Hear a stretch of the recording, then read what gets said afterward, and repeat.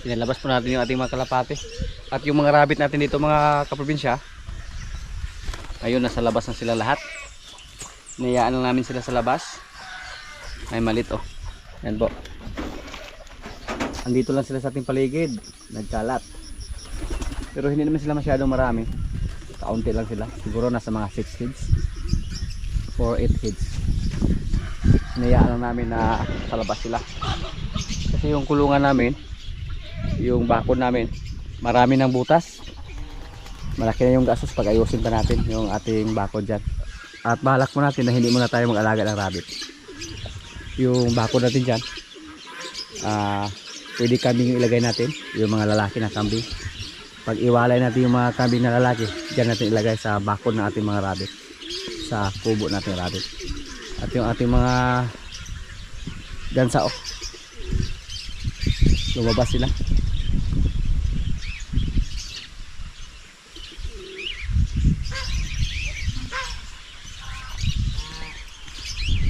Yan.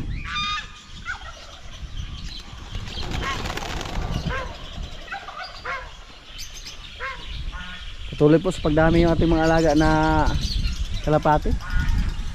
At hinayaan lang natin sila na mamalagi sa labas. Tuwing hapon, isarado lang namin yung pinto. Tapos yung iba pumasok, pero may iba naman na hindi pumasok. Pero hinayaan lang namin sila. Yan o, nagronda yung mga kalapate natin. Yan. Kabisado na nila yung ating area dito.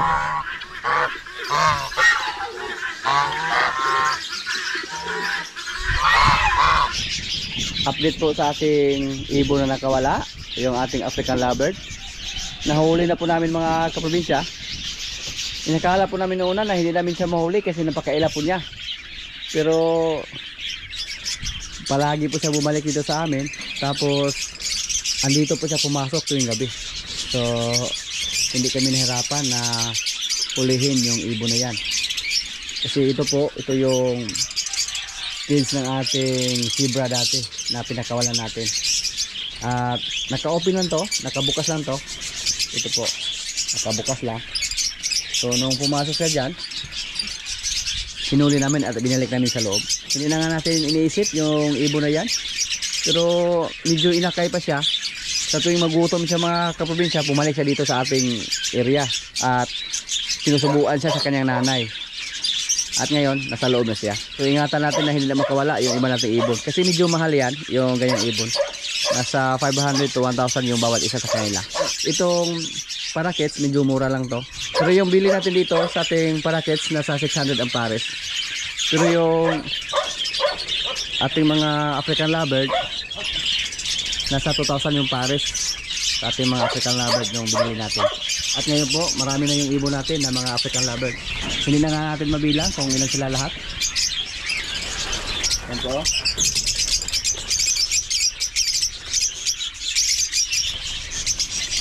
Yan po ang nakawala oh.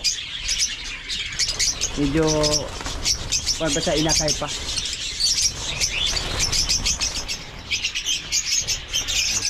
Yan po ang inakay na nakawala oh. Yan. Nasa ilalim siya mga kaprobinsya. Kaya pag buksan natin yung pintuan natin, napakadali niya makalabas. Hindi katulad sa iba na anong sa itaas.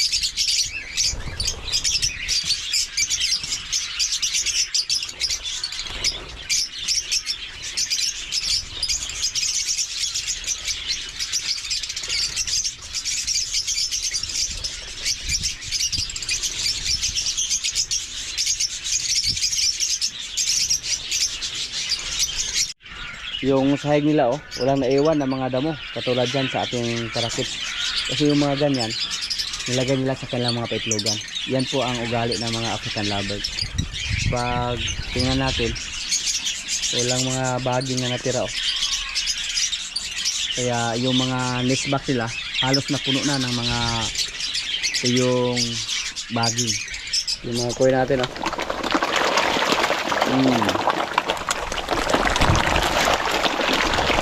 Gutom sila.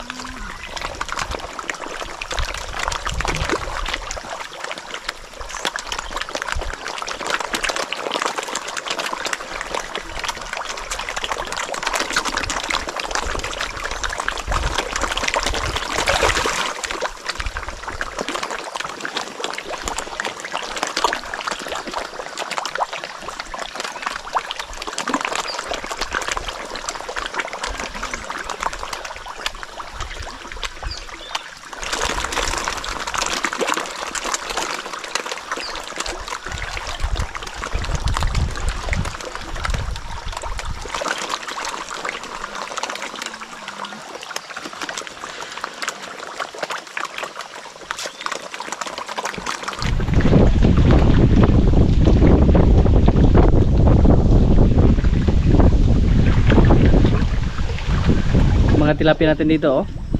Palagi po tayo nag-harvest para pang ulam.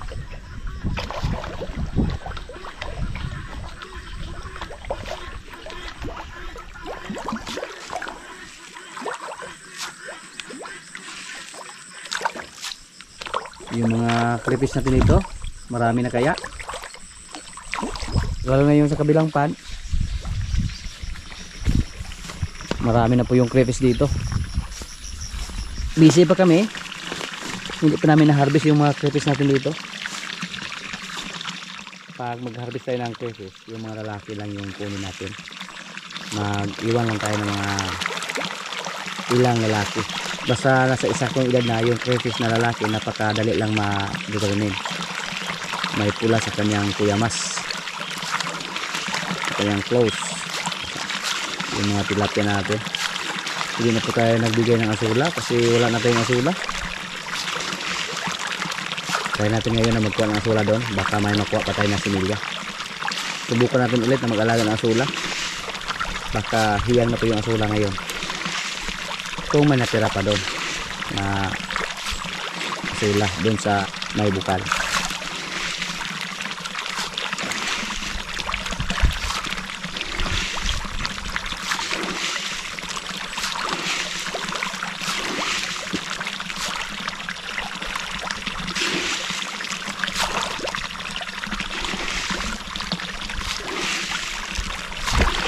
Yung hito natin dito, mga ilan lang yung natira dito, oh. Yun na pag yun, kumain pa yung hito. Maganda sana pag mag-breed lang sila ng natural, tapos hindi nila kainin ba. Ang problema sa kanila, kainin nila yung mga anak nila. More than 10 heads pa siguro to, yung ating mga hito.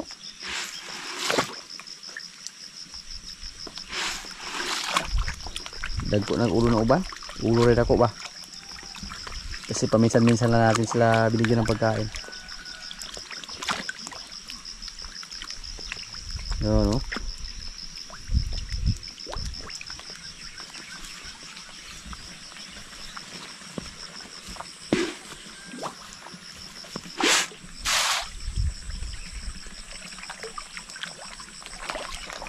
Lagyan po natin ng tubig yung ating tapalpan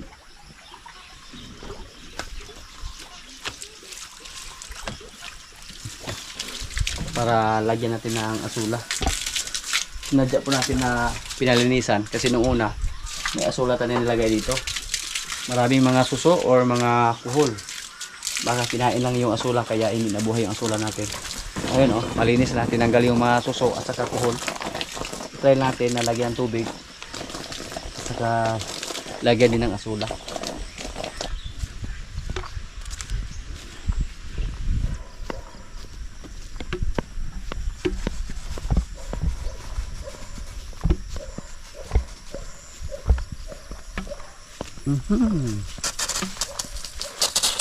Yung tubig natin, oh. Galing po sa bukal. May buslot, may butas. Kung hindi lang sana gumuho yung area natin dito nung nag-alaga tayo ng asula doon, marami sana tayong asula. Marami yung pan natin dyan na nagkaroon ng biyak yung lupa. Ito po, pag yung kahoy na to, pag magkaroon dito ng malakas na ulan, malaki ang posibilidad na matumba to, pati yung niyog, kasi hanggang dito yung biyak ng lupa. Nihugno ba, nilusno.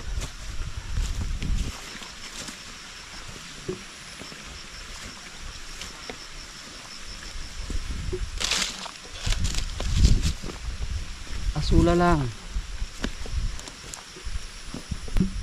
wala na dito, natuyo na.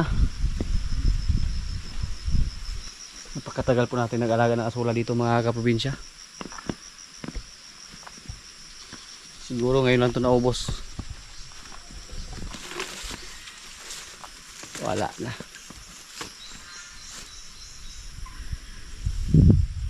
Ay, thank you. May nakadikit pa dito sa lupa oh. Natuyo na yung tubig dito. At may kaunti pa natira. At sana hindi sila kainin ng kuhol doon. Mabuhay po sila. Ito po, ginawa na ng tulog-luban yung asula pa natin dito. Akala ko wala na mga kaprobinsya.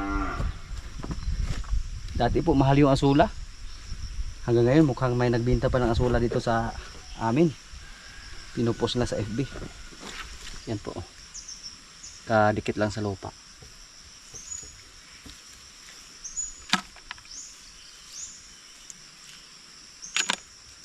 Sana mabuhay ito.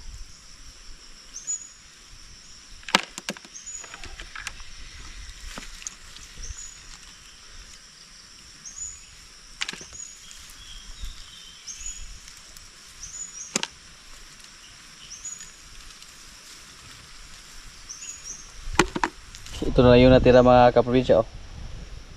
Pero kung hiyang siya ngayon, dumami lang to, walang problema. Kahit gano'n pagkakunti yung asula natin, basta hiyang lang siya, mabuhay lang siya, dumami lang siya. Yan. Dati ganito lang karami yung pinaparami ko doon sa Ayungon. Tapos dumami sila. I-try lang natin na ilagay doon sa ating tapalpan. Kung hindi pa ito dandahang mawala lang.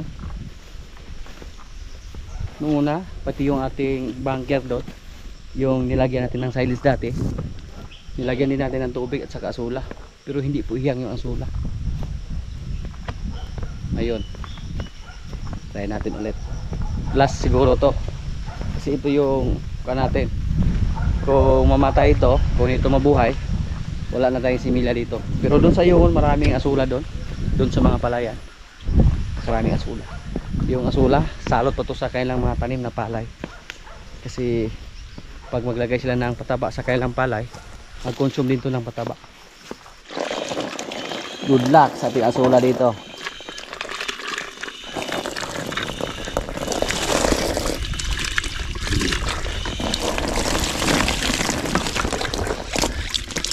Ito yung maganda ilagay dito.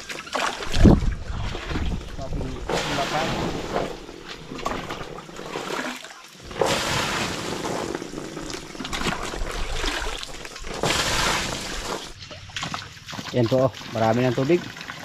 Ano-mano natin binawasan yung kabilang pan. Yan. Kaya lang natin yung mga kaprobinsya. Sana dumami yan yung ating asula. Dalhin natin sa lubluban si Palo. Yan oh.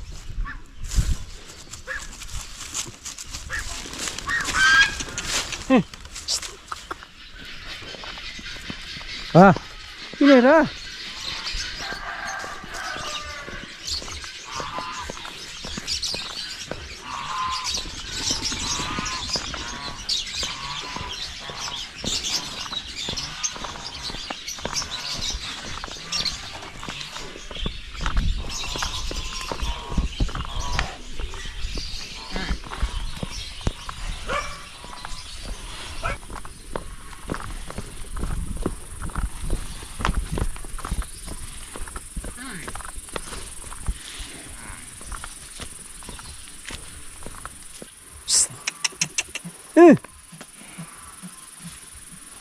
Gwapo kay kaglawas lo ha.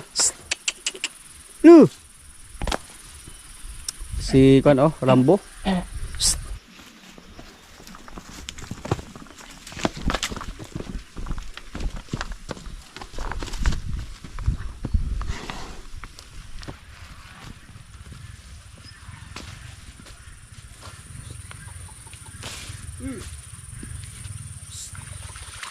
Buk.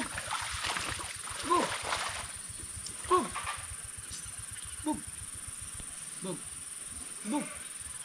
Buk. Ayun po, may lakad kami oh, kasama yung ating grupo. Mamista mi. Dong. Noy. Isa ta? Ah, mista? Asa ta mista? Kabrod. Kabrod. Nanapit nito. Hanapit to. Sige on. Ato niya mo dito. Lahat itong gamikan din. Ah. Kaon ito ang kanding na pod? Kaon mo tikanding ko. Mahilig ka ron gabi dong, madisco ka ron. Ang disco ko ng gabi eh. Ka, sa ating sample gabi, sa ating pasayaw.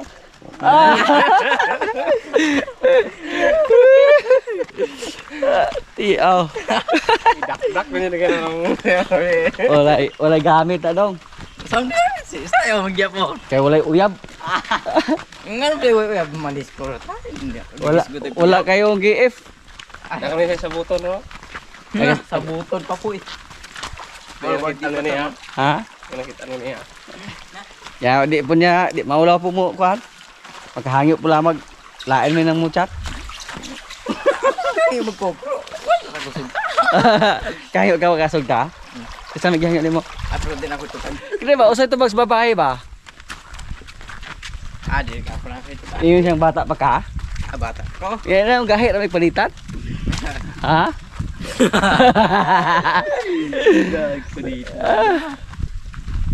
Tagtag mga Bart, tapos record Bart. kabulag ikan ro. Ako po nan ako pulong payon. Pero kasi mang sima na mag-grapper daw. Sima. Ano niya? Iniba mo yung usapan ah.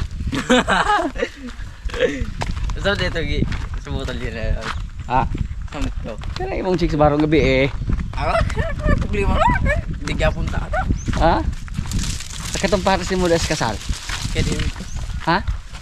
Mga mga hilig-hilig. Wala ka hilig ato? Wala ko. Kay naulaw ra ka? Awag ako. Ah, kaya ko naulaw ko na higugma ko na. Wala akong kumuulaw. Maghawit pa. Gaana oy. Kabuhi pa laman ilaw pa lang jobo. Pero jobo ka lato-lato yung pandisco sa. Kaya ko ni siya basta. Si ulit tao, chicks boy. Punya si kwarta ito. Grupo po mga palaigit po puro. Di, wala inom.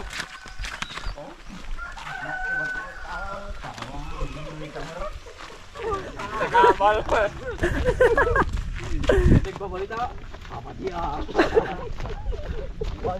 Usay porma paghulugan jud sa karo, sa porma. Hapla gyud ay. Gana siya ako rin. Dito gana mo. Oy, Ayan, yun. Dito yung ulo dito. nang to kay kusog dragas palo. Ako yung gigit kong bangil. Kabuhay bagay lang din. Mo superhero niya. Yung bangil, bahala. Ang bahala ka mangila ka ta di ka itamo. May mata ko po. Gawin rin yung bangil. Yung jojo na katindog na yung gyapon. Dalaga ni guys ah. Tira kang manito ato. Ang nagbalita. Kakabajian. Usa may balita. Ay bata ko lang sa ibog, kulawa. Ngalan og Boto ko. Boto ko din noon. Mucho ka eh. Boto ko din na. dito po nag-discount. Kain na po. So gitu, so. Nabutan kami ng ulan dito mga kaprobinsya, oh. Parinas mo yung kasama, pero mga busog na ni. Yeah. Dog! Busog, dog! Kung tayo mo yung kamay dito ng gabi, dog. Okay, no? Ulan man. Ganda ka kamay di. Tulak pa rin. Tulak sa bay, ito sari. Ikaw to sa? Ikaw to mulay? Bulyaso, taliw ka lagi. Ang lakas ng ulan. Hindi na kami makauwi ngayon kasi may baha. Dong, baha dong.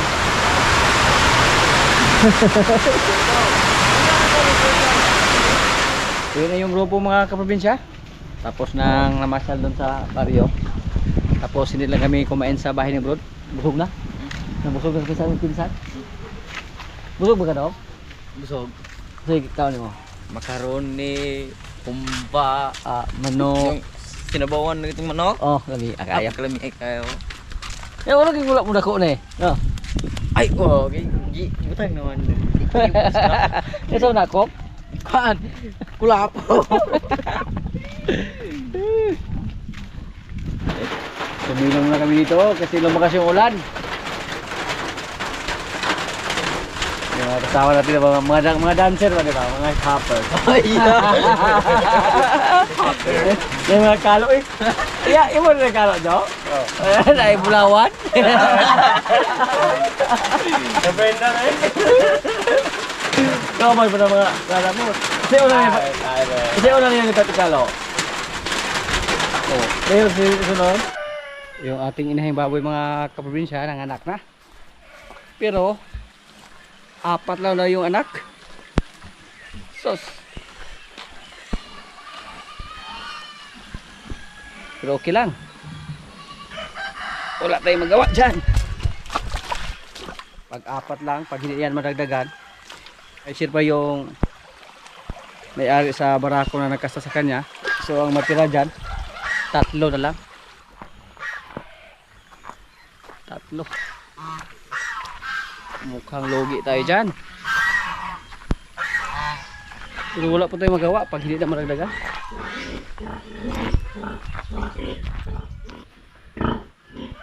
Yan po. Dagko kayo. Mga malaki po yung anak niyo. Pero 4 lang.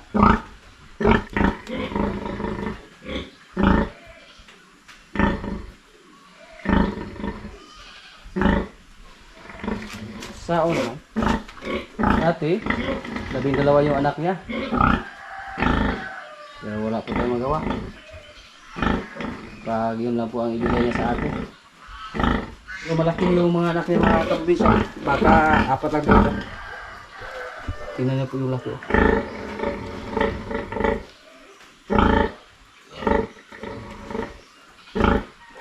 Kaya sana pag ganyan kalaki tapos marami. Mukhang dapat na po natin siyang ibinta pag 4 na yung anak niya.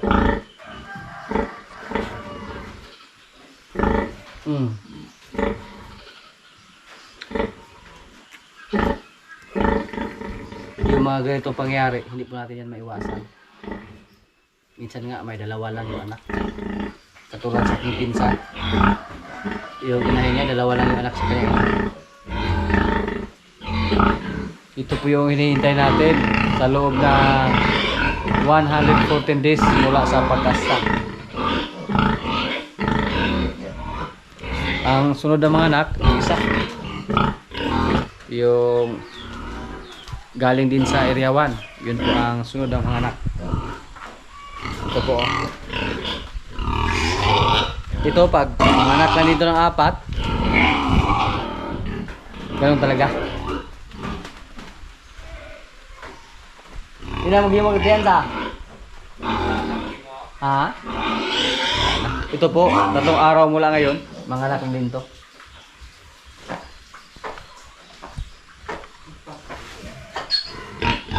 Ito na lang yung isa natin inahin dito. 12 yung anak niya.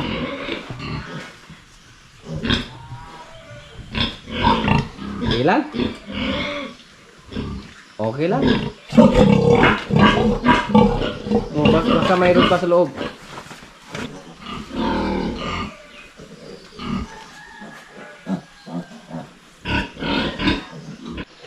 Hindi po sumama sa amin si Luigi kasi pinapaya niya yung ating baboy. At sabi niya, matagal daw yung interval.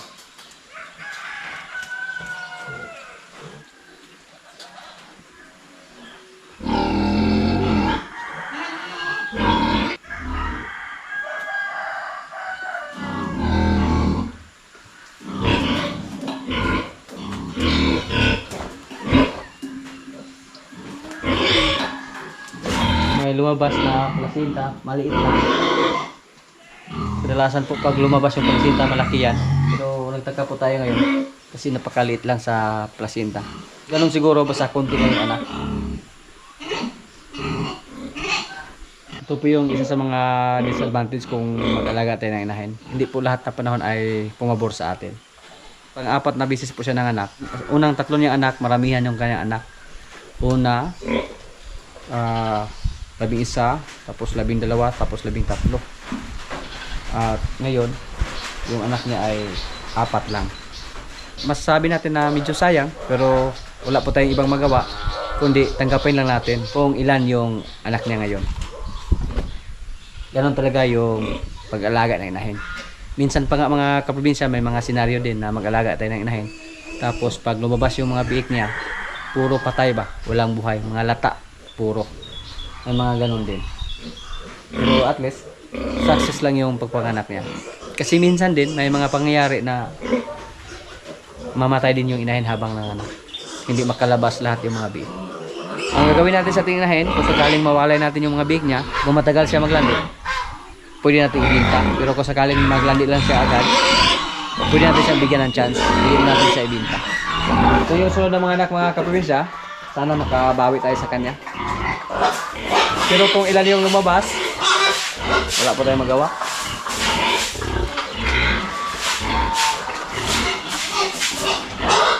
Kasi pag siya ay mga anak, hindi po umabot ng 10 yung anak niya.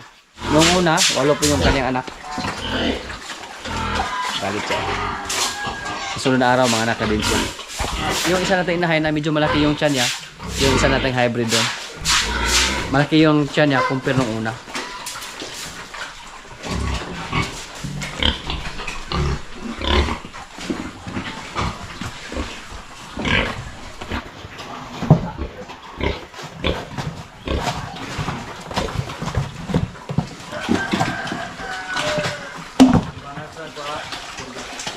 Haluan natin ang papurga.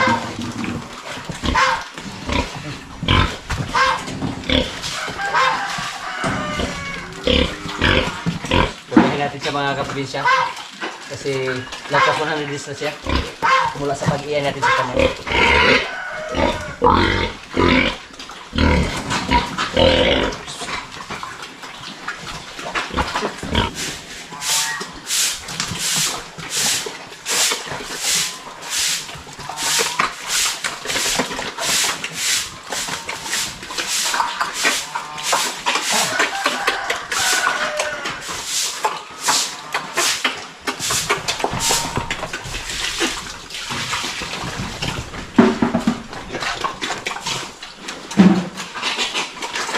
Yung nanganak ngayon, hindi muna natin bigyan ng pagkain.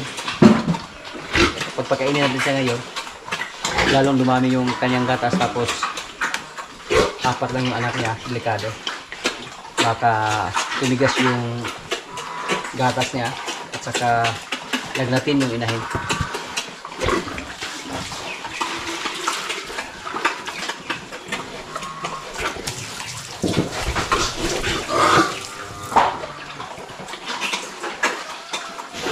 Durable na po mga kaprobinsya na 4 lang yung anak niya kasi may iba naman na lumabas. Siguro placenta na po yung lumabas. Kanina, maliit lang yung lumabas. Ibig sabihin, wala nang natira sa loob. So, wala nang biik sa loob kasi nakalabas na lahat yung mga placenta.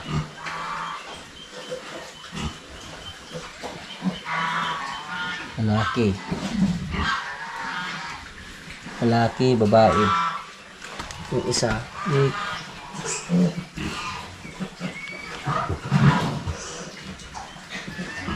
tatlo yung lalaki, isang babae. Oh, dako kayo mga kaprobinsya, oh. Dagko kayo. Dahil 4 na sila. Palipas ari daw. Yan. Napakaganda sana pag kahit 8 lang. Tapos ganito kalaki. Pero 4 lang, okay pa rin. So yan po ang update sa ating mga inahin dito mga kaprobinsya. May 2 pa na hindi nanganak. At sana bumawi yung iba natin inahin. Manganak sila ng marami. Kasi ngayon, 4 lang yung anak sa ating inahin baboy. Naranasan na din natin dati na nanganak yung baboy natin, 4 lang din. Nung andun pa natin nilagay, oh. Kahit mahaba yung katawan niya, pero 4 lang yung anak niya. At binigyan natin ng chance, hindi natin ibininta. Sa sunod, dumami naman yung anak. So ngayon, parang naalala ko po yung senaryo na yan. Basta maglandi lang siya, ipa-EI natin, at hindi lang natin siya ibinta, basta maglandi lang. Pero pag hindi siya maglandi, dispatcha natin. Pwede tayo magpili ng isang babae doon sa ating inahin, para yun po ang kapalit niya, kung sakaling hindi siya maglandi. Ready na si Dodong, oh, sa disco mamayang gabi. Pwede na kayo. Ready na kayo sa? Dalagaan lang yung silayaw. Asa ko sa sa'yo?